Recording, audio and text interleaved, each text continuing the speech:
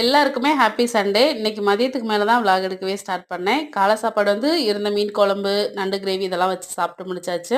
மதியத்துக்கு நண்டு ரசமும், கத்திரிக்காய் பொரியலும் தான் செய்ய போறேன். இந்த கிளைமேட்டுக்கு அப்புறம் இந்த சளி, இருமலுக்கெல்லாம் ரொம்ப சூப்பரா இருக்கும். எப்படி செய்யலான்னு பார்க்கலாம்.